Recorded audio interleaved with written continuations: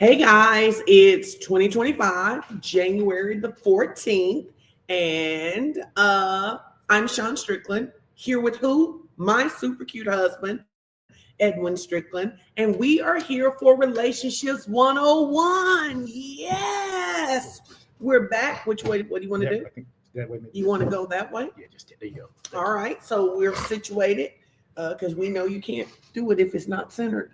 Yep. So we're super excited to be here. And you know what we need from you? We need to know where you are watching from. We need to know where you're watching from.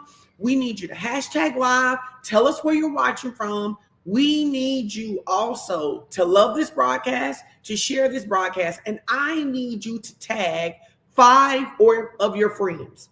5 of your friends, 5 of your family members. I need you to tag them right now. This is the first time we have been here in a minute.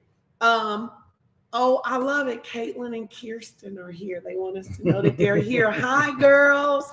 Listen, we have the Lees from Puerto Rico. We've got Tracy from Chicago. I need you to tag 5 of your friends. We've got Courtney. We've got Dawn. We can always count on Courtney and Dawn. They're going to be here, guys. We need you. We've got Mama saying. We have Trina. Hi. We've got Kim. We've got the amazing Pastor Chris. We need all of you to help us get the word out.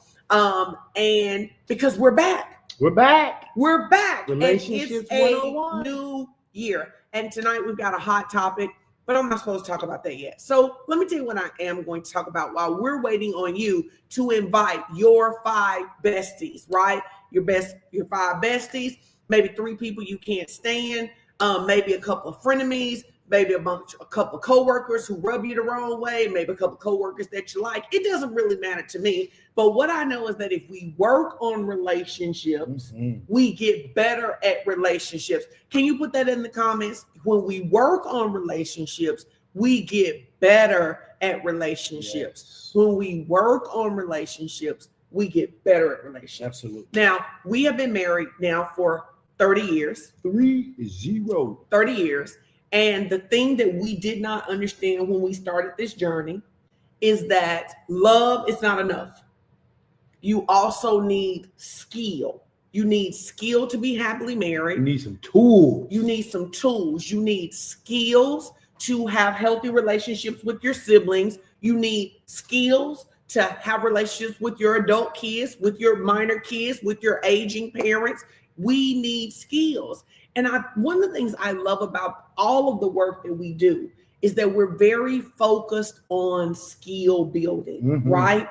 And we have so many people who feel like they're failures simply because they haven't had the skills to know how to do it. Right. And what is so amazing to me, is that even though we teach babies almost everything they learn. You know what I'm saying? We teach babies to walk. We teach them to feed themselves. We teach them to go to the bathroom. We teach them to brush their teeth.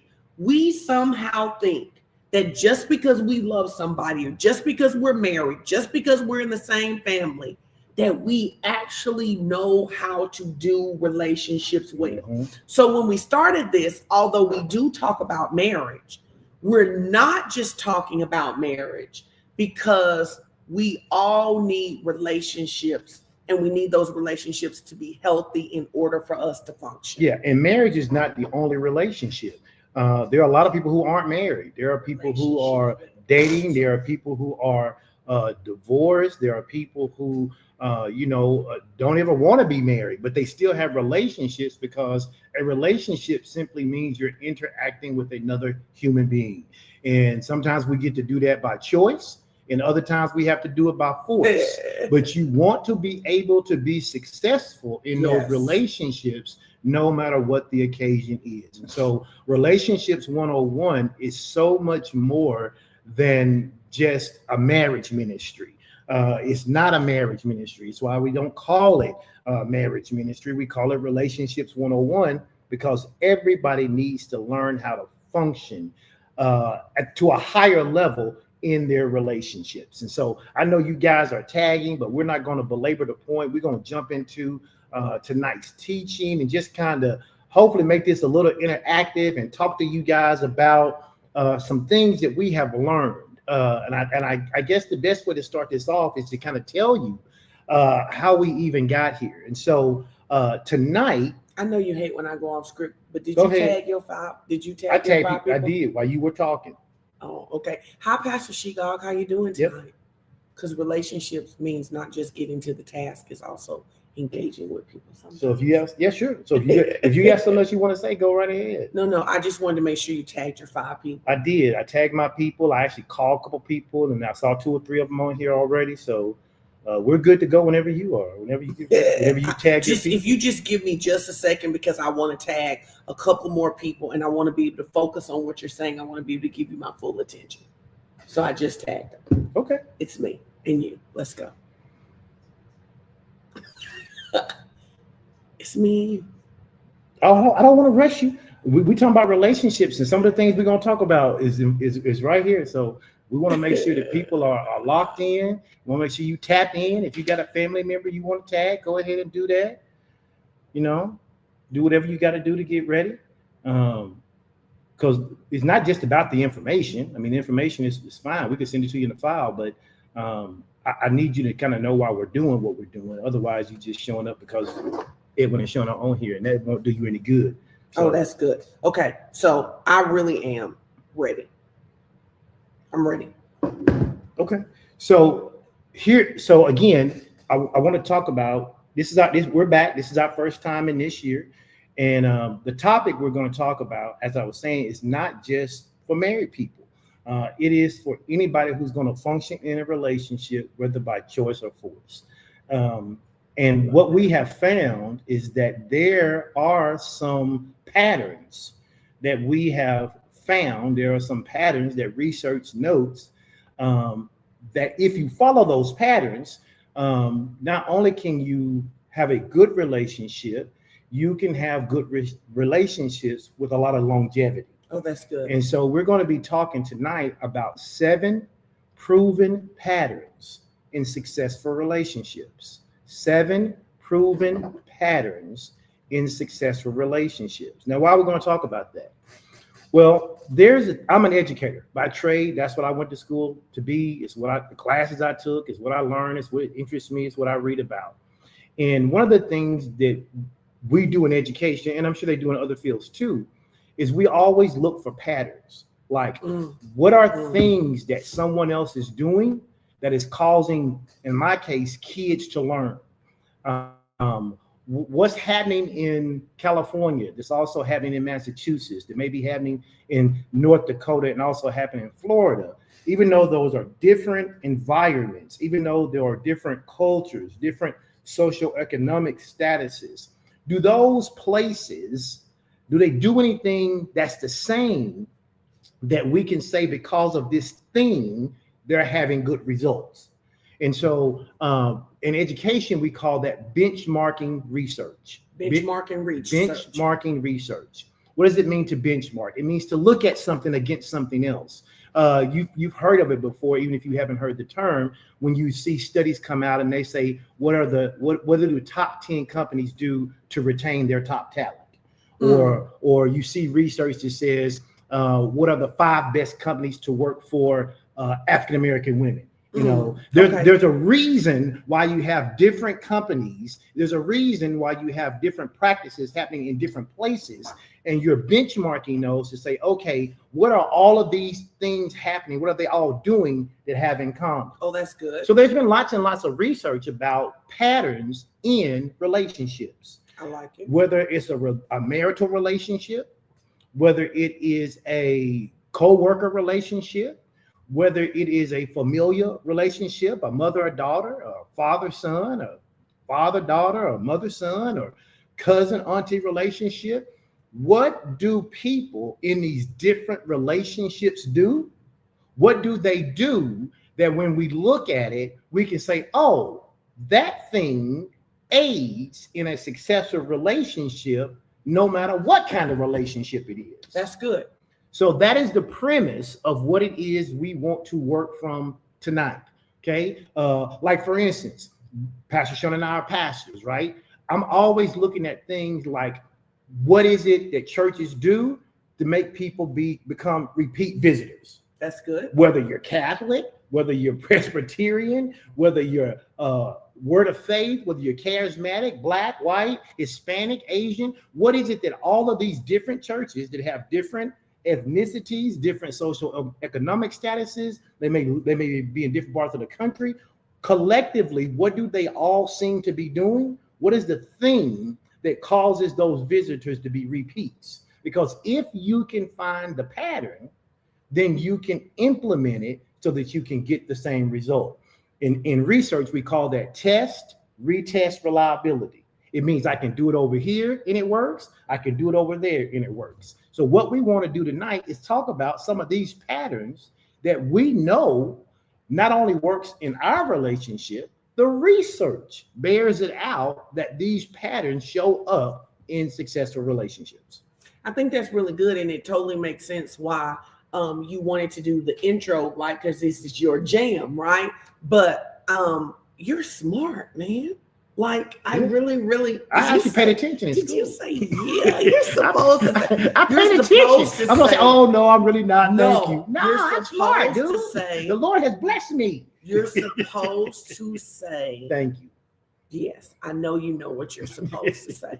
So I think that this is really good. Now, what I would like to throw in here as we get ready and we start talking about these 7 proven patterns in successful relationships, then I think that one of the things that maybe hurts us in the area of relationships is that we have some wrong thinking that we need to renew our minds about. Like things like people heard things like what happens in this house stays in this house. People hear things like don't talk to anybody about your marriage. So if we have those kind of mindsets, then a lot of times it's like nobody can tell us anything. Our situation is so unique. And we think that the test, retest, what was the other part you said? We think that those things don't apply to us because we're so special, we're so unique, or we should not be talking to other people about our relationships.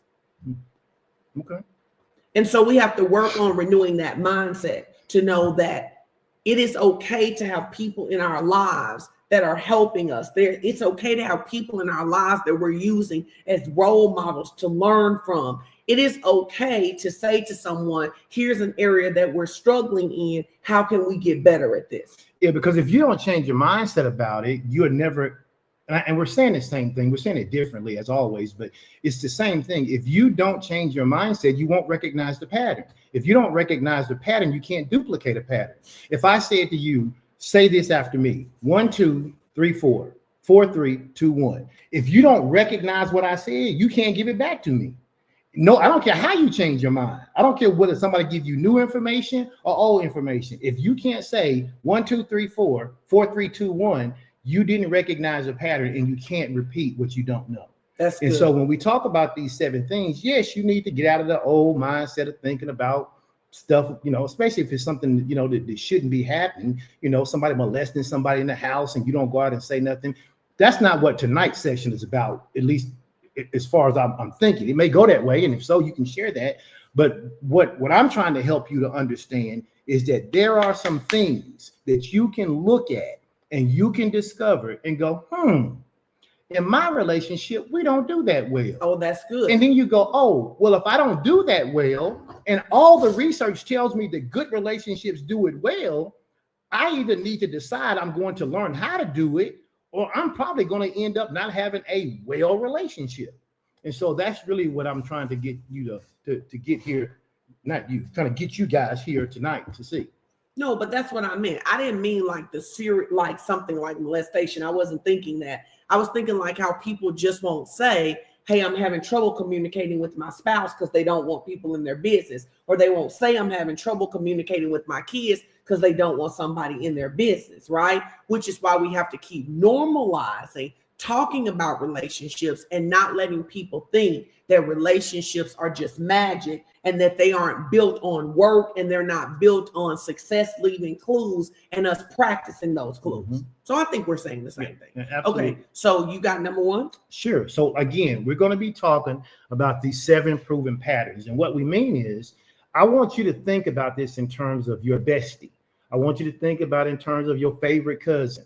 I want you to think about it in terms of the people you go to church with, people you have to work with, people in your neighborhood, your neighbors, people who you encounter at the grocery store, people you went to college with who you still stay in contact with. Everybody has relationships and there's different levels to them. But the relationships that you want to maintain are what we're talking about tonight. Well, if you want to maintain certain relationships, whatever they are, these are some patterns that the research, the meta-analysis has shown that if you do these things consistently, they aid in keeping the relationship not just whole, but well. Okay. I love that. So number one, people who have successful relationships, they have clear, articulable goals and boundaries. Okay. They have clear boundaries in their relationship. Why is that important? Because anytime that you establish a boundary, it sets the stage for how that relationship is going to function. Mm-hmm. One of the things we talked about all the time, we are more friendly with our adult kids now than we were when they were teenagers. We had a certain boundary with them that's not the same boundary with them as adults that we had as kids. Every relationship needs to have clearly established boundaries. One of the things that I was thinking about as I was going through some of the notes and thinking about what we would say and talking to you about it, one of the boundaries we established very early in our family is we don't use the word shut up. We don't say shut up. And people go, what do you mean you don't? For you and I, before we ever had kids, we both said one of the things we won't say to one another, we won't say it to our kids can't say it to us. And even if we say it to our kids, we give our kids permission to say, hey, that's a boundary we have in our family that we shouldn't do. We decided we wouldn't say the word shut up. Now, other people might say, oh, we say that in our family. That's your boundary. But if you have somebody in your family who doesn't like the word shut up and you've established that you're not going to say it, then you don't get to violate that in the relationship. Not if you want healthy relationships. Not if you want successful relationships, because sometimes what we hear people say things is like, you got to take me like I am. Actually, people don't have to take you like you are. They can decide that they don't want to be around you. And I think that sometimes people ignore other people's things that bother them. And then they feel like that because it's okay with me, it's okay for me to cross the boundaries, right? Which is interesting because actually we won't get to it just yet, but you can put this up there if you want to. Point 2 is actually about allowing each person to be themselves. But that doesn't mean you get to be the proverbial butthole. Okay. I'm going to say it that way. Just when we talk about people getting to be themselves, we're not saying that you have to accept me for how I am and I'm rude and I'm this and I'm that. You can choose to be that way, but the other person can also choose not to engage you because that could be a boundary that you've crossed. So we'll go back to number one. They have clear, articulable boundaries. Okay. Those boundaries serve as a framework. Watch this. For wholesome and lasting interactions. Say that. That's what the boundary is for. It is for wholesome and lasting interactions. Me taking you as you are don't mean you get to be rude to me. It doesn't mean you get to be divisive in everything that we do. It means that you and I need to establish the boundary. How much of you do you get to be with me? How much of me do I get to be with you? Is it important enough for me to modify my behavior to some degree to be with you? Is it important enough for you to modify your behavior to some degree to be with me? That's what relationship is about. Nobody gets to have everything their way. I allow you to be yourself in the sense that you're much more outgoing than I am. Well, that don't mean that you go, well, oh my God, you're not outgoing, so I can't talk to you. No, it means I let you be outgoing when you want to be outgoing, and it's okay. And you allow me to be as outgoing as I can be. And then we come together in this relationship and understand those boundaries. Boundaries are so important because it prevents the potential for misunderstanding and conflict, and it reinforces safe and respectful environments. And more than ever, I think that's the thing that people are really getting to, which is that you cannot be in relationship with folks no more and be disrespectful and have unsafe environments. People used to put up with that stuff, but people don't put up with that no more. I agree. I think the thing that I like that you put about this is that in order for boundaries to exist, they actually have to be clearly defined and mutually respected.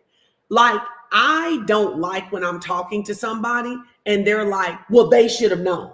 How would they have known? They did not grow up like you. They did not have your same experiences. If you don't like that someone is consistently doing something, it is not a clear boundary if it hasn't been communicated. Which is why we say they have to be clear, articulable. You must have said, if someone does something to you and you don't like it, it is unfair for you to treat them as though they knew they were doing something wrong. You have to tell them. You have to say, this made me feel, this hurt my feelings. I don't like when. At least give people a chance to adjust. If you're going to have a successful relationship, I don't care if that's a boss, subordinate relationship. I don't care if that's a husband and wife. I don't care if it's a preacher, parishioner relationship. Boundaries need to be articulated so that both parties get to agree on the four corners of the contract what we agree to. And so many people don't have boundaries. They haven't taken the time. Now, I'm thinking of a funny boundary here. When I was in law school, I had a professor that when he did not like the answers that people gave, he would throw an eraser and hit them. Mm-hmm. So I was in class the first day and I watched him do that. And I thought, man, this is not going to end well. After class was over, I waited. I let everybody else talk to him. And I said to him, I would really appreciate it if you are upset with me that you do not throw an eraser at me. That is not acceptable to me. And he said, I throw erasers at everybody. And I said to him, if you throw an eraser at me, I will throw it back. Mm-hmm. And later on, we would find out that he had never had anybody tell them not to tell him that, right? And I remember one day he threw an eraser and it popped on my thing. And he said, Miss Strickland, that wasn't for you. Because I had clearly established that while I needed to be in his class, I needed his information, that he did not get to throw erasers at me. So what you did is you established clear, transparent communication about your personal limits. That's what you did. That is what successful relationships are built upon. People establishing transparent communication, right? That says, hey, here is my personal limit. And here's the thing. What most people do in relationships when they become unsuccessful is they establish personal limits and then they renege on their own personal limits. Ooh. They say, I'm not going to allow someone to treat me that way. But then they treat you that way and you back up off of it. And you say, I'm not going to let them treat me that way again. And they do it again and you back up off of it. And inherently, accidentally, what you do is teach them that you actually have no boundaries. Ooh. And so they treat you as though you have no boundaries. And what happens is that continues until finally one of the persons in the relationship, whether it's a boss or a subordinate, husband and wife, parent or child, preacher or parishioner, it don't matter. One of them is going to snap. And I don't mean like snap, go crazy, shoot up the place. I mean, they're going to decide. You gotta clarify that. Right. I'm going to decide, or it could be, I'm going to decide that I'm no longer taking this. And then they say, I'm not taking this anymore. I'm out of here. And the person who has been pushing the boundary the entire time, they don't know what happened. They're like, what do you mean you're leaving? Why are you leaving? Because in their mind, you didn't have any boundaries. Because when you told them you did and they didn't adhere to it, you pushed your boundary back. And that's why those relationships become unsuccessful. So people who have successful relationships have clear, articulable boundaries. We have them in our marriage. How many of you have clear, articulate, not assumptions, not I told them when I was mad, not they should have known better, not they should have known, but this is how you engage with me. Here's an example. You guys are going to remember that if you came to any of our relationships 101, you go remember 2 places where Edwin Strickland set up boundaries for me. Number 1, he set up boundaries for me when he said, if you want me to continue to wash and fold your clothes, you better turn your clothes inside out. I am not doing that anymore. Y'all remember that? But here's the one that's going to tug at everybody's heartstrings. That he said, if you and Canaan don't do a better job in helping me with these dogs that I didn't even want, you are going to come home and your dogs are going to be gone. Yep. Those were clear and articulable boundaries. And had I not followed through on those, I would have been doing a disservice to you and Canaan and to me, because y'all would have thought, oh, he's just saying, he's just woofing. He's not really going to do it. And the next time y'all did something that was outside of my personal limitations, you would have continued to do it. And that would have continued to happen until one day I decided enough was enough. So because I love you, because I love her, I make my limits very clear. Here is what I'm willing to tolerate. Does that mean I'm rigid? No, because I got to allow people to be themselves. I have to allow that you're going to do some things that are kind of spur of the moment, because not that it's bad, because that's who you are. But when I have a limit, it's unfair not to articulate. It would have been wrong for y'all to just come home and the dog was gone. I had to tell you if y'all didn't do a better job. So what I hear you saying is that clear, articulable boundaries are an act of love. They really are. Put that in the comments. Clear and articulable boundaries are an act of love. They are an act of love for me, and they are an act of love for the people that I love. Because this takes me back to something we talked about last year about ghosting, right? When people don't have clear and articulable boundaries, right? They often create scenarios where somebody feels ghosted by them because they did not tell them and hold them to the boundaries about why they were doing what they were doing. It also takes me back to something else we talked about, dysfunctional dancing. When 2 people, if you let me push your boundaries, and then you go, that's it, I'm never taking the dogs out again, it's all on you, then it's like, well, why would you do me like that? You stopped dancing, but I didn't even know that the music had stopped playing. We owe each other to think about what we want, to think about our own personal limits, and to communicate it even when it's difficult. I think it's interesting. Crystal said that Lemoyne said that taking the dogs was a threat and not a boundary. I think that is how, I think it depends on how you show up in a relationship. I think people who are not used to people setting boundaries see things like that as a threat. And that's okay. I didn't threaten to do anything to you. I said to you, if you guys didn't do a better job, the dogs wouldn't be here because I wouldn't continue to do what I was doing for the dogs, taking them to the vet, cleaning up all the poop and pee, going to get the dog food. I wasn't going to add that responsibility. And I think sometimes people go, oh man, I feel bad, I shouldn't be threatening them. No, that was my personal limit, and I owed it to both of you to communicate it. I think that's the thing that people have to learn to deal with in relationships. And sometimes that rubs people the wrong way in relationships. But I would rather for you to make a conscious decision not to be in a relationship with me because I told you about my boundaries, rather than me being in a relationship with you until I can't stand you anymore. And because that's what ends up happening. And I think that what happens is that when people don't clearly articulate their boundaries and they don't say anything, they don't communicate their limits, they don't talk about their personal things, literally someone can start to not be able to stand you, and you don't even know what happened. Yeah. You don't even know why they can't stand you. Marlo said, when we don't communicate limits, we often harbor feelings of negative, we often harbor feelings that negatively impact the relationship. Absolutely. Absolutely. And people don't realize that.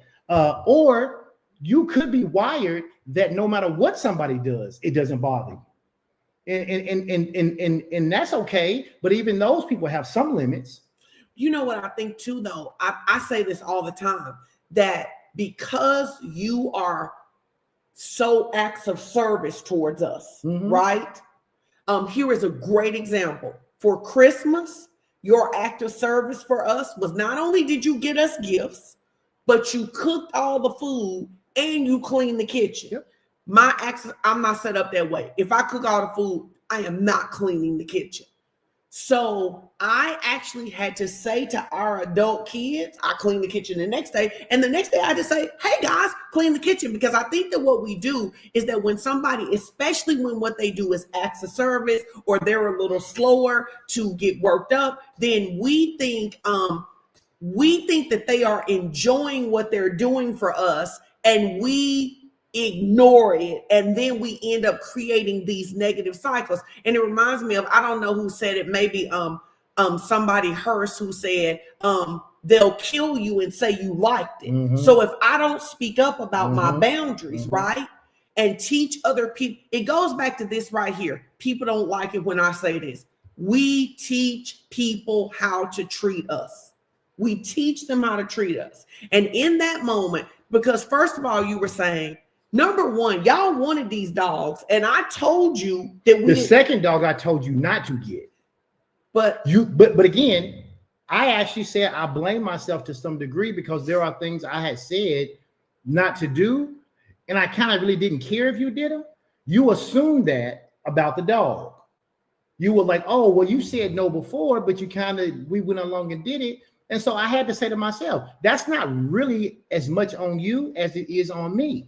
So cool, we got the 2 dogs. But when it came time to y'all, I felt was doing more neglecting of the dogs and leaving them to me. I need to be crystal clear. Oh, and you was crystal about what's going to happen with these dogs if things don't change. So it wasn't a threat. It was a clear, articulable communication. It was transparent about the consequences if things didn't change where my personal limit was concerned. And all our kids was gone, right? Yeah. But who got up and took them dogs out this morning? Oh, yes, I did. I said, listen, babe, I got it. Don't worry about it. Hold on. And you don't have to do it every day. But I needed that boundary to be established so that it wouldn't be crossed, so that I wouldn't harbor the bad feelings, or I would, and all those other things. Now, let me say this about this, and then we can go into something else, because we've been here a few minutes on this one. We should always remember, that boundaries are dynamic. Okay, they can evolve as relationships grow, which means that there always should be ongoing dialogue, right? That is happening, because that ongoing dialogue is essential for maintaining trust and mutual respect. I am 53. You will be 53. We've been together since we were 22. We have literally grown up together. We have. Over these 30 years, we have grown and we have changed. The dynamic of our relationship has changed. We went from having babies to having toddlers to having elementary kids to teens to now adult children. The dynamic of our relationships changes. And so we should always be communicating and talking, making sure we understand each other's boundaries. The boundary you may have had for me when I was 25 may not be the same boundary at 53. And I need to know that. Oh, that's really good. So now here's the question as we get ready to go on to number 2. It's a 2-part question. Are there people that you need to clearly communicate your boundaries for? And are there people that you need to do a better job of respecting their boundaries? Because it can be twofold. Because I have found that sometimes the people who don't have good boundaries don't do a good job of respecting other people's boundaries. They like, oh, this is just what it is. So are there people that you like, you know what? I need to talk to my friend about this. I need to talk to my kid about this. And are there people that as you listen to this, you go, maybe I have not been doing a good job of listening to what my mother is trying to tell me? Yes. So now we're going to go to number 2. They allow each other to be themselves. Healthy relationships allow individuals to be their true selves without fear of judgment or pressure to conform, which is paramount for healthy relationships. This involves a foundational respect and admiration for each other's unique qualities rather than an impulse to change one another. This acceptance fosters authenticity and creates a space where individuals can express their true selves, which is vital for personal growth and for satisfaction. Supporting each other's individuality fosters deeper connections, builds genuine bonds, and encourages diversity in thought and action, thereby enriching the relationship and promoting a deeper, more meaningful connection. Celebrating unique traits and perspectives can also lead to discovering new interests and ways of interacting that can further strengthen the relationship. First of all, I want to disclaim this right here. When we are talking about allowing other people to be themselves, we are never talking about toxic or abusive behavior. We are never, ever, ever talking about toxic. If you like, it's just myself that I like to punch you in the face. That's not what we're talking about. Nope. Or it's just myself that I like to get high and sell all of the furniture every month. Or even something not as extreme as that. It's just me. I'm just rude. You don't just get to be rude. You may be rude, but you don't get to be rude with me. If you want to be rude with 357 other people you talk to in the course of the day, I can't stop you from doing that. But my personal limit is when you communicate with me, you're not rude. You're not rude. So being yourself is not this idea of I get to have every negative trait. It's I get to be myself in the sense that I don't always have to be the life of the party. Maybe that's not who I am. We say all the time that Pastor Sean is much of a big picture person than I am. I really enjoy getting into the weeds and the details of things.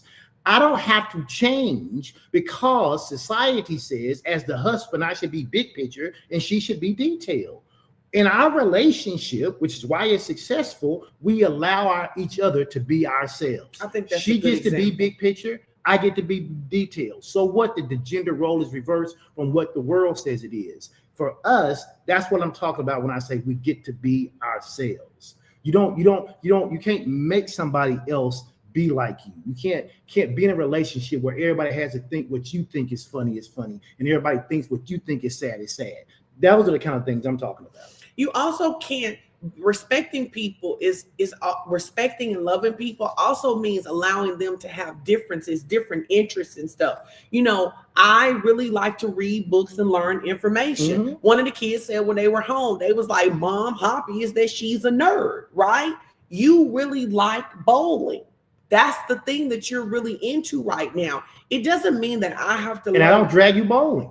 Right. It doesn't mean I have to love bowling, and it doesn't mean that every time I read a book, you have to read a book with me. That's not what it means. It means that you come home and you talk to me about bowling. I've learned enough to be able to have a conversation with you about how you did and lane patterns and different balls and stuff like that. You ask me questions, you listen to the information that I do, but we allow each other to be ourselves. And so many times in relationships, but I do want to say, like, especially romantic relationships, we try to force people to be just like us, to love what we love, to like what we love, to hate what we hate. And that is just not a way for healthy relationships. And the research bears it out that if you are in a relationship with someone and your goal is to force them to be something other than who they are in this sense, even if they conform to you, they won't like you long term.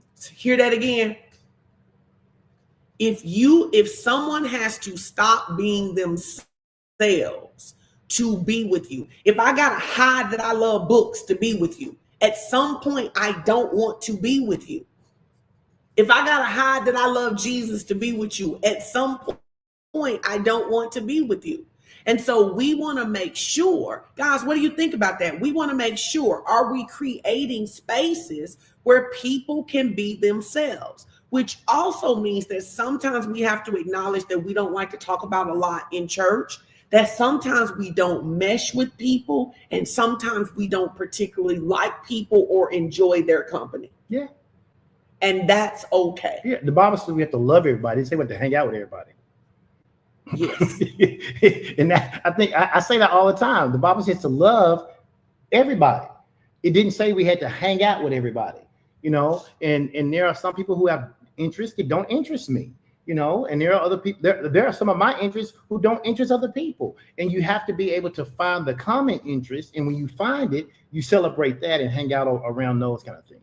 All right. Good. Number 3, the third pattern that we have learned that allows relationships to be successful is that in those relationships, they are comfortable, watch this, having difficult conversations. Well, now we did a whole teaching a year or two ago on having crucial conversations or difficult conversations.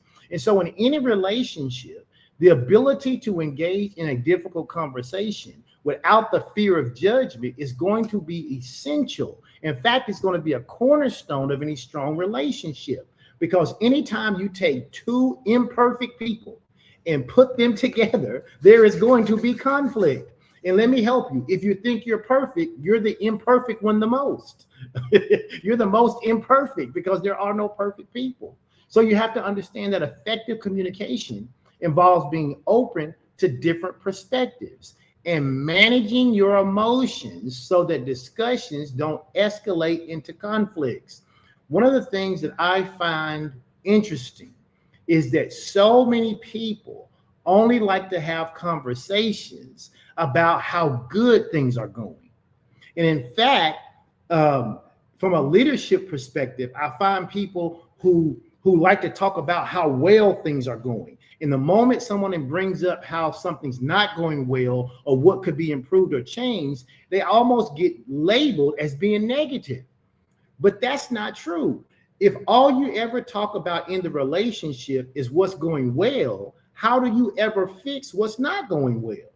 And there are literally people in all types of relationships who function with each other, and they only function around the things that are good. And they don't function around the things that are not good, and they never get fixed. And so the relationship never grows. It reaches a stalemate. It becomes very surface level and not very deep. You have to get comfortable having crucial or difficult conversation. This includes talking about how you feel. It includes talking about disagreement. It includes talking about sensitive topics in a space where everyone can feel heard and valued. Okay? I don't always like to hear what my wife has to say. She doesn't always like to hear what I have to say. But there are times that what I have to say is best for her. There are times that what she has to say is best for me. I have to be mature enough to handle my emotions during those times. And even if I'm boiling on the inside, even if I want to scream out on the outside, I have to be mature enough to hear what's being said, because relationships that grow because they can handle difficult conversations. No, I think that's good. I was thinking about something for Christmas. On Christmas Day, I talked to our kids about how I wanted to know, we needed them to put in writing if they were, unfortunately, not that we expect it and we pray against it, but if they were to die before us, we needed to know what valuables they considered they had and what they wanted done. And a couple of our kids were like, why do you want to talk about this? This is one of those difficult conversations. You want to know why families have so much conflict when it's time to do the funeral? Is because nobody wants to have the difficult conversation. That to me was a great example of a difficult conversation that needed to be had. Nobody likes to think about the people that they love dying. Nobody likes to think about burying their kids. Nobody wants to think about burying their parents. But at the end of the day, if we do it the right way on the front end, it avoids a lot of drama on the back end. I agree. So do you have difficult conversations? For those of you who have adult children, do you know if they transition before you? God forbid, we never want it. Do you know if they want to be cremated? Do you know what kind of service they want? Do you know what kind of valuables that they have that you would need to go and collect? Do you know that? Or do we just bury our heads in the sand and say we love each other, we have great conversations, we're happy here together, and we're never going to talk about the things that make us uncomfortable? And I encourage you to think about that, but to also think about, like, how do you function in your relationships, all the different relationships? Like, do you have that little thing that you don't like about somebody, but you just ain't never said anything to them because you like, well, I don't want to start no argument. But every time they come around, that same thing rubs you wrong. That same thing makes you feel that ick, makes you have that same feeling. You know, I'm a firm believer, and I said this, and I know people are wired different. I get it. So I know everybody is not wired like me. I'm not wired like everybody. But I've always said that if I'm going to be in a space and someone has to be uncomfortable, it's not going to be me. And what I mean by that is I would rather have the difficult conversation and then work through it rather than just be uncomfortable every time we're around each other. Because eventually what's going to happen is, I know me, I'm going to stop wanting to be around you. And if you are not a person who operates like that, then you have to get to the place to start seeing that having crucial conversations is also an act of love. Setting boundaries is also an act of love. There are married couples. I know we're not talking about just marriage, but there are married couples where literally there are things you are afraid to talk about to your spouse. Now think about this. You lay down with them, right? You have relations with them. Sex with them, okay? Yeah, but yet you can't talk about what bothers you that they do. That doesn't make any sense to me whatsoever. It makes no sense to me that you would spend time and you don't say. I mean, even little things, right? You know, and I know it's not something you do on purpose, but you chew ice. I can't stand that, and we've talked about that, and you're aware. I've been chewing less. I know, but yes. but even when you don't, I don't go, oh, I can't say anything about you chewing ice. You're gonna get mad. No, I say something every time, and when you do it, you go, oh, my bad. Kanan doesn't like that I make a lot of clicking sounds when I'm thinking. If I'm around her and I'm doing those clicking noises, that bothers her. The boundary is she doesn't like it. I know she does it. If I do it and I'm not realizing it, she has the right to tell me. If I want to be in relationship with her, then I control that when I'm doing it. Now, and here is a good example of this, okay? So we both watch a lot of sports. And so sometimes we will be in the same room and you will say something like, hey, if you're going to keep chewing that ice, I'm going to go watch this game in another room. Mm-hmm. Most of the time I say, no, don't worry about it. Sometimes I'm like, well, I'll come in there at halftime because in this moment, I am committed to this ice that I'm in relationship with. And when that happens, I do not feel disrespected. You do not get mad. And you don't say later, you pick the ice over me. No. We just don't have. It's just that if you choose to chew the ice, that's fine. I choose not to be in the room when you're doing it. And that's okay. That's allowing each other to be themselves. I then don't wait you coming in at halftime and go, why are you in here? No, right. I don't do that. Right. Why? Because it's not that personal. You wanted to chew your ice. I hate the sound of you chewing ice. So we both get to do what we want to do. I don't hear it, and you get to do it. Now, I mean, and again, I don't need nothing from Crystal in the comments about me and the ice, because I need everybody to acknowledge that in 2025, I am intentionally chewing less ice. Back up off me, guys. Back up off me. No, but I think that that's really important, right? That we understand that being ourselves means that we do. You are a fixator. Okay. Mm-hmm. If you got a list of things to do, it's tantamount. It's paramount for me. If it's on my list, it needs to get accomplished. And one of the things that I have had to learn is that once you got a list, even if my way could be more effective and faster, you're not doing it because you have a list. And here's why I'm not doing it. The yellow steno notebook. Uh-huh. And here's why I'm not going to do it your way. Because if I try it your way and it doesn't work, now I am delayed in what I was going to do on my list. What's on my list, I know how to get done. I do new things. I try new things when I add them to my list. So if you say you could do so-and-so this way, I'll put that on my list for next time. But I'm not going, and we just had to learn that. We just had to learn that about each other. So we let each other be themselves. But because we have a good relationship, we actually do make fun of each other about things that the other one won't modify. You just go down to number 7? No, I'm sorry. My bad. We're just having a It's conversation. okay. You read You said we just no, I did read them strict, but it all ties together to me. Okay. I don't need you judging me. It's You know all right. what? It's all right. So let's go on to number Yeah, 4. let's go to number 4. Let's go to number Let's go to number 4. 4. Let's get there. Let's go to number Let's get to number 4. 4. They have fights Yeah. and they got over it. Yeah. They got over it. You're talking about, yeah. Everybody who knows us know that I am much more likely to get over something before you are. You are. I don't be holding that stuff. Once I was talking about yeah on the fight part. Yeah, the fight part. Oh, they had fights and they got over them. Here's the thing. Fights don't mean we break up. Disagreements are natural. Disagreements are natural. We ain't talking about nothing physical.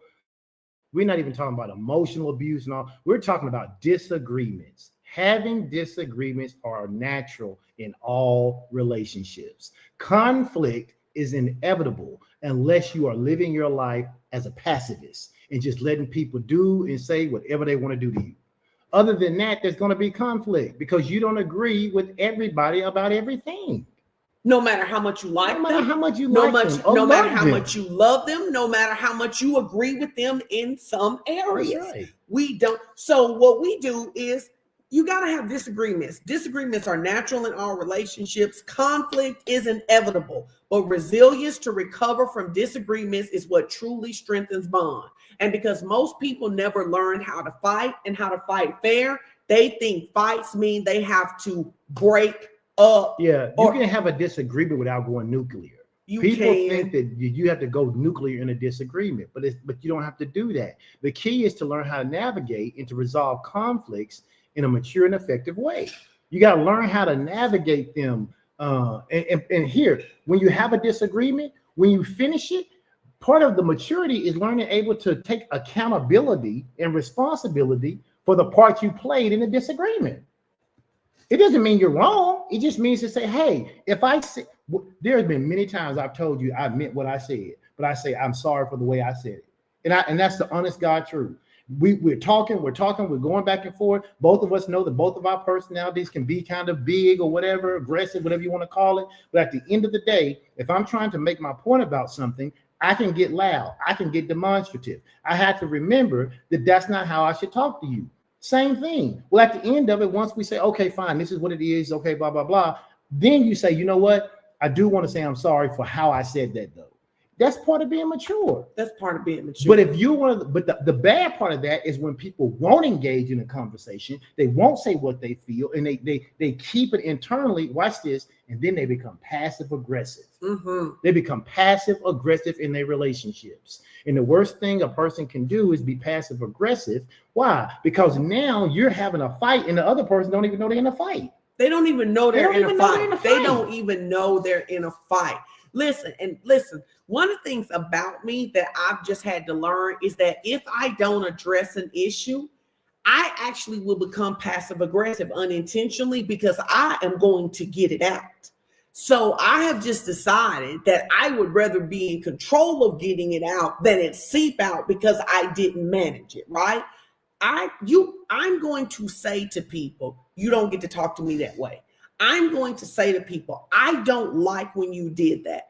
I'm going to say to that, but I also can hear people say that to me as well. I had an employee one time, and she was really good at her job, but she was also very immature in the sense that when something happened that she didn't like, she became very passive aggressive.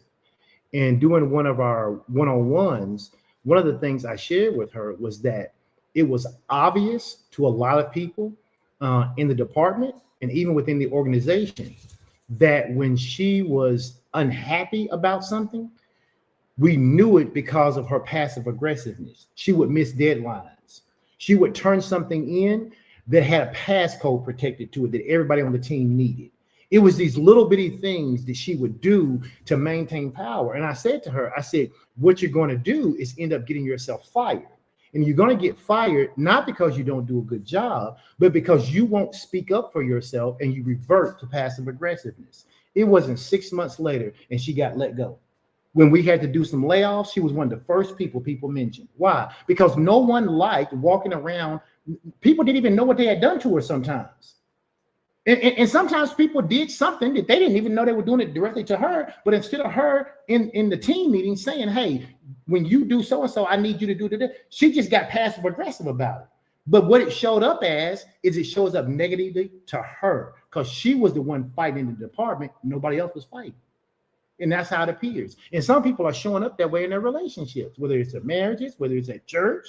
You know, you come to church and you mad because they didn't sing your song. Did you even tell them you wanted them to sing a certain song?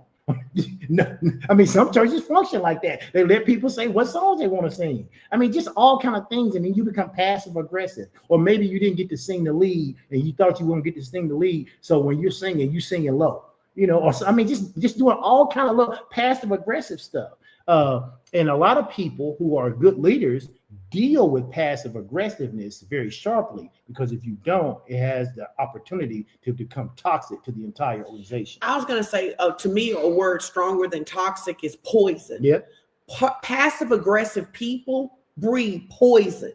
They literally seep out poison, because what it creates is an environment that people are having to anticipate what's wrong with you and figure out how to handle you when we don't even know why you need to be. And ain't nobody got time for that. Ain't nobody got time for that. Come on, say that. Ain't nobody got time for that. Ain't nobody got time for that. Ain't nobody got time for that. No. Ain't nobody. So you have to learn how to fight. Do you know how to fight fair? We talked about that, right? Do you know how to recognize somebody's perspective other than your own? Your view is not the only viewpoint. We say this all the time. Bishop Corletta Vaughn says 2 things can be true. Yep. It can be true that it hurt my feelings and true that you didn't mean to. Yep. 2 things can be true. Do you know how to hear other people's perspective? Are you good at addressing the underlying issue? One of the rules that we had early on in our relationship, it's not a big deal now, right? But we had this rule that if we were talking about arguing over who turn it was to clean the kitchen, we couldn't talk about nothing else. Yep.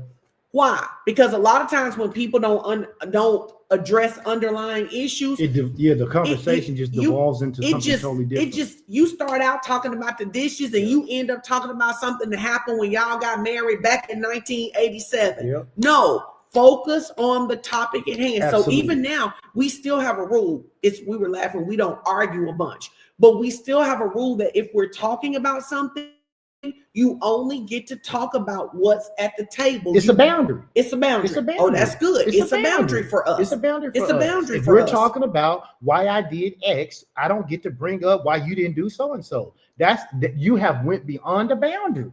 Absolutely. And we have those clear articulable boundaries about those things. So understand this: successfully managing and resolving conflicts can lead to greater mutual respect and a deeper appreciation for each other's needs and feelings. And that's one of the patterns that we've seen in all successful relationships. They know how to fight, or they have had fights and they've gotten over it. Why? Because they understand that conflict is inevitable. Conflict is inevitable. Number 5, they have been through really tough times together. Yep. You don't actually know what your relationships are made of until you hit tough spots. Mm-hmm. One of the reasons that we know that we can trust the Valleys, the Williams, the Marlows, is because of how they have shown up when things got tough. Anybody can rock with you when things are good. What are we going to do when we go through life? When we face adversity? Facing adversity together helps us build powerful bonding experiences that solidify the relationships. Whether we're dealing with something external, whether we're dealing with something internal, facing challenges together requires a deep level of trust and commitment. It does. A deep level of trust and commitment. Staying committed through tough times, it builds trust, it builds unity, and showing that perseverance can deepen the bonds between individuals. This shared struggle not only solidifies the relationship, but often builds a foundation of collective resilience and determination. These experiences teach important lessons about patience, empathy, and mutual support, which are invaluable in the long-term health and vitality of any relationship. You have to be careful of people who just want to hang with you in the good times, but you have to be careful that you don't throw people away who have been with you in the tough times. The research shows that people who have been together through tough times, those tough times actually helps to build a bond with them. And one of the patterns that we've seen, one of the patterns that research says is that when you experience and overcome adversity together, it creates a very powerful bond. You mentioned it earlier. There are people in our life, honest to God, I would rock with whether I'm a pastor or not. It doesn't have anything to do with FOC. It ain't got nothing to do with a church. It ain't got nothing to do with none of that. They're my people. And I know they're my people because they've been there for me. I've been there for them. And we're going to be there for each other.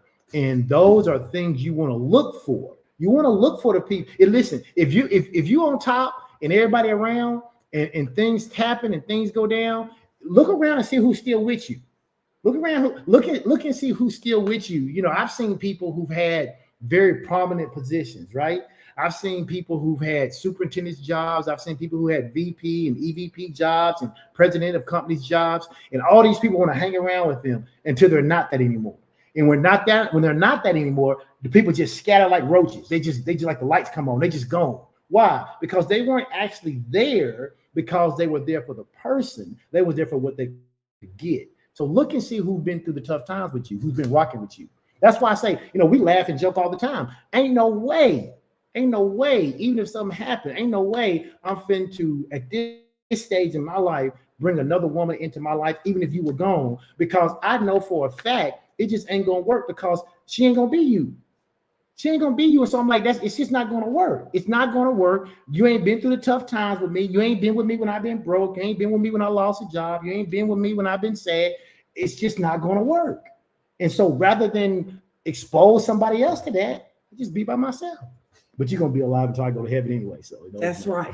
So, but I think that this is so important for us to understand, because I was thinking about, like, one of the things that I never forget that Bishop Jakes said this. Bishop Jakes talked about when his mother passed, and he talked about how he had counseled and served and laid hands and prayed for all of those people. He said, and literally there were not enough people who showed up at that funeral to feel the chapel, not the big sanctuary at the Potter's house. And I think a lot of times what happens is, for a lot of people, and I want to say this to people who go to churches, I want to say this to people who are young adults who have parents, that many times what people did for you, but when it's time for you to give back, you don't show up. So there can be no mutual friendship. I think about the times when pastors have fallen, right? And we pray that a pastor never falls. But it's always fascinating to me how quick that some of the people run off and leave that pastor, even though that pastor walked them through the darkest times of their lives. Yep. So I don't just want you to think about who's a good friend to you, whose back you have. Yeah. I want you to think, do you have other people's back? Yep. The other thing that I see sometimes is that I watch people who are so busy showing up in toxic relationships that they neglect the people who actually really are there for them and care about them. So they're so stuck in this toxic cycle that they're not available for the people who actually really do come through to them, right? So I think if you want to have successful relationships, you have to be a good friend. You have to be in that relationship for more than you can get, what you can also give. Yeah, which is point number 6. You go ahead. Point number 6 is that they are mutual friends. They are mutual friends. Strong relationships often have a basis of solid friendship. Friendships within any relationship provide a basis for fun, trust, and support. It involves enjoying others' company and valuing the relationship, not just for practical and familiar ties, but for genuine companionship. This mutual support and companionship provide a satisfying and resilient foundation. This layer of friendship enhances understanding and forgiveness, making it easier to enjoy the good times and endure the hard times together. Whether it's enjoying shared activities or simply appreciating each other's company, friendship is a core element of durable relationships. Nurturing a friendship involves shared experiences, trust, and a mutual enjoyment of each other's presence, which can significantly enrich the relationship. And what's important to understand here is that when we use the word friends, there are levels to friendship. There are levels to friendship.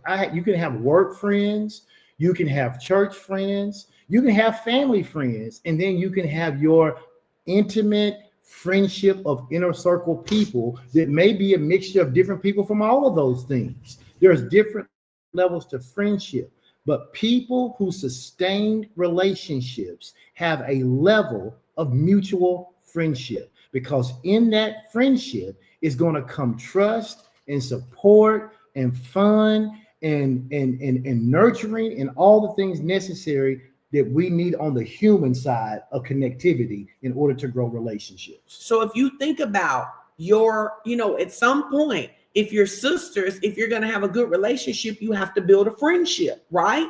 At some point, if you're brothers, you got to build a good friendship. Married people, you ought to build a good friendship. Do you actually have good friendships, right? Do we have shared good times? Do we enjoy being with each other? People often ask us why we take a vacation with the tribe, but the answer is simple. We actually enjoy each other's company. Yep. If there is a conflict, we're going to work it out, but we actually enjoy being together. You know, the Bible says if you want to have a friend, there's something you got to do first.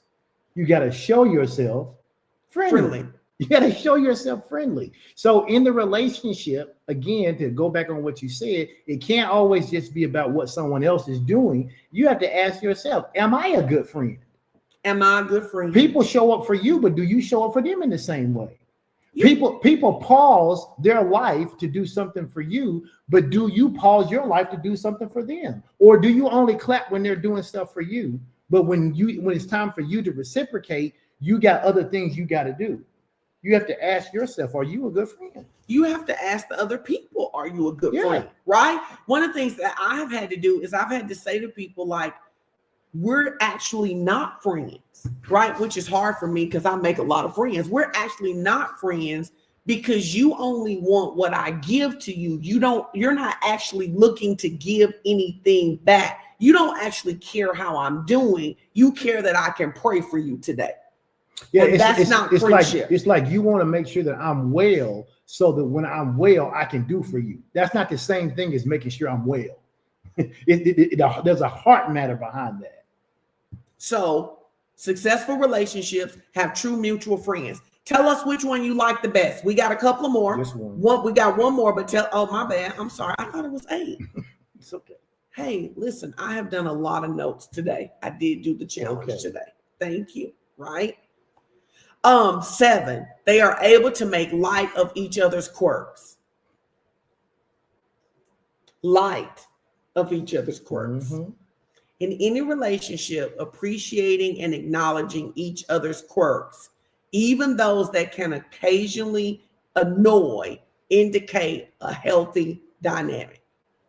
Being able to lightly tease and laugh about those idiosyncrasies without being critical fosters a lighthearted and joyful atmosphere, enhancing acceptance and affection for all that are involved. One of the things I tell people all the time is you can't take yourself so serious. You cannot. You cannot take yourself so serious. If you take yourself so serious, when all of these little things that happen in life happen, you're going to find yourself being upset, being angry, being stressed. We were talking the other day and I was saying there's not a lot of things that annoy me. There's not a lot of things that get on my nerve. And part of that is because I don't take myself that serious. And I don't mean that I don't have the ability to be serious. I don't mean that I don't have the ability to be mature in certain situations. I just don't take myself that serious. Everything ain't a matter of life and death in every conversation that I have. And I think some people live their life that way. And as a result of that, you know, if someone were to make fun of some quirk they have, they would either fixate on that forever or be so angry at the person who made it, they wouldn't even have a relationship with him anymore. And the fact of the matter is we all do silly things. We all do things that are funny to other people. We all stumble. We all fall. We all say the wrong thing. We all have Freudian slips. You got to be able to laugh at yourself. If you can't laugh at yourself, you're taking yourself way too serious. Absolutely. And I think it's just because somebody says something about there's a difference between being mean spirited, and there is a difference between somebody just being in relationship with you and noticing something that you do. One of the things in our family that everybody makes fun of Pastor Strick about is that he is so literal. I am literal. He is literally so literal. Like, if you say always, you better mean always. If you say never, you better mean never, which means it cannot be one time in the history of all creation that it did not happen. Because those words have meaning. Yes, right. They have a definition for a reason. Absolutely. We wouldn't use the word always for sometimes. See, this is what I mean. This is what I mean. So in our family, we laugh about that, right? In our family, people laugh. We laugh. Everybody knows that when I get sleepy, I get very ridiculous, and I laugh until I cry over stuff that is not funny to anybody else except me. Or our kids, right? Like what I mean is our kids we laugh about how each other say words, not to make fun of it. It just sounds cute. When you say the word obstacle instead of obstacle, when the kids say the word crown instead of crayon, when I say the word poem instead of poem, it's just the words that we say, and it's cute. But we ain't over here, making videos and put them on Facebook, laughing at the other person about it. That's not the kind of things we're talking about. We're just talking about when you're able to laugh at yourself and make a little quirks about the things that we do or the way we do things.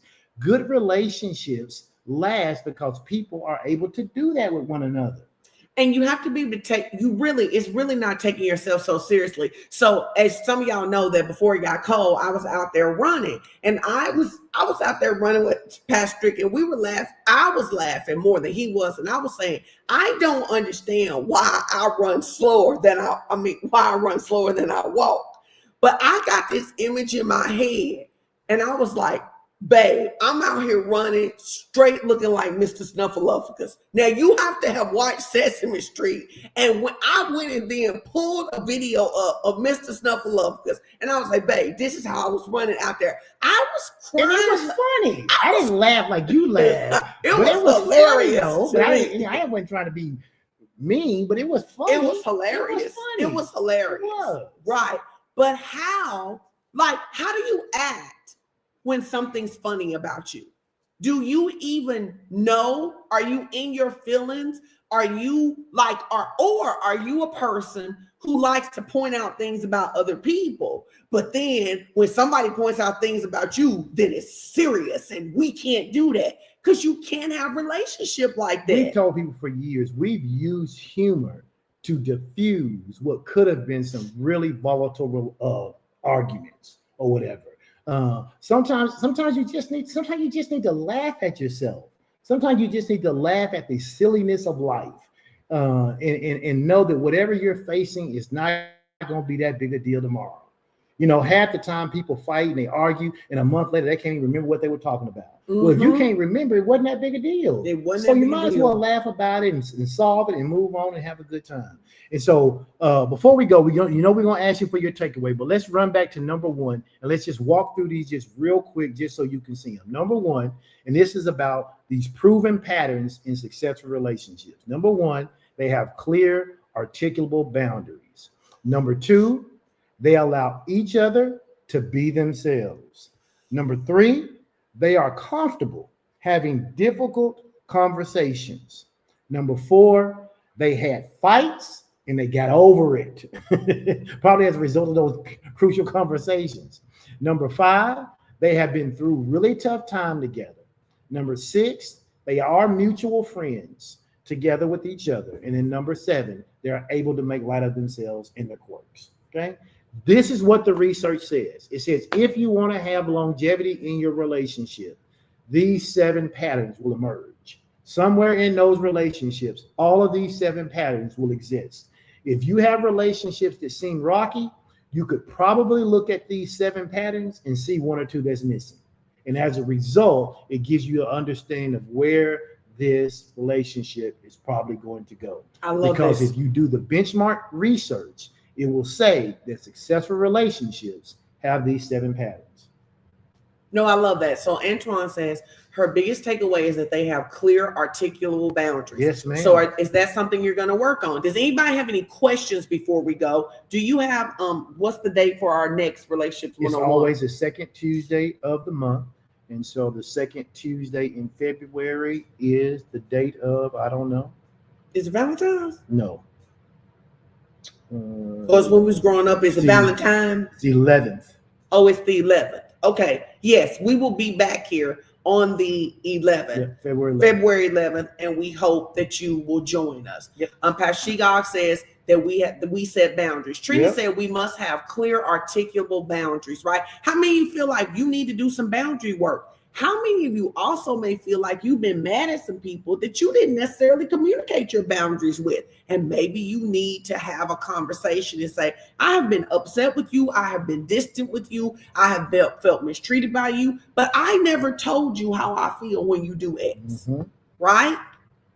So any questions? Because if not, we're going to get out of here because I feel like I've been talking all day. Yeah, we'll look at this February 11th date, but you'll just be coming out of the your conference then too. So we'll look and see. No, we might as well do it so we can get in the habit of doing it again. Okay. Let's just do it so we can get in the habit of doing it again. And does anybody have any suggestions? Anything you'd like us to talk about? I said crucial conversations are important. Crucial conversation. Hey, Claudette, crucial conversations are important.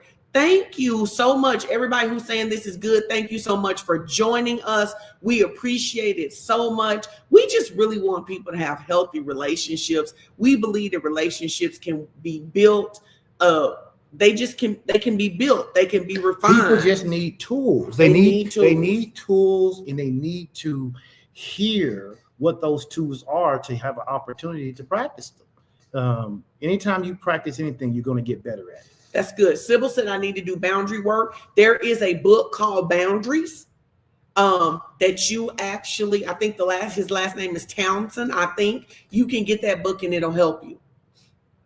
Vernita said having courageous conversations with respect is healthy for the relationship, right? It is healthy for the relationship. It doesn't always feel easy, but it's always good for the relationship. King of Chrome said, how about rebuilding trust? I think we did rebuilding trust in 2024, didn't we? We did, but that's a topic that's always important. I don't want to undersimplify it, but the way you rebuild trust is by being trustworthy. I tell men, I counsel men all the time, especially in terms of infidelity. And one of the things I tell men all the time, the only way you get trust back is by being trustworthy. And you got to do it for a period of time. In that period of time, you don't get to set what that period of time is. If you break trust, you don't get to determine how long it takes to be rebuilt, but you can be the consistent pillar to help rebuild it. Absolutely. Good. Any other questions? Thoughts? We love you guys. We appreciate you for joining. We're gonna put the invite out a lot earlier. I was right. No, we are. Listen, I was right about the author of the book. I'm so proud of myself. They put it in the comments. Shout out to our studio team, Pastor Chris and Pastor Ralph. Thank you guys. We appreciate you for doing that. We're going to put the invite early. We need you to help us bring people, get our numbers back up, and we are going to try to go for 12 this year. Let's try to do all 12 of them. How about that? Sure. All right. Well, we love y'all. Pam says she wants to thank Kimberly Dennis for the invite. Way to go, Kim. Hey, anybody else? Were you invited by somebody? This is your first time? Shout out the person who invited you if you did. Shout out the person who invited you. And if it was your first time ever engaging with us, can you put it in the comments? If it's your first time, just put a 1. If it's your first time, or just maybe you watched it at church, but you never came to a relationship 101. If it's your first relationship 101, put a 1 in the chat. They're about 13 seconds behind us. They are about 13 seconds behind us.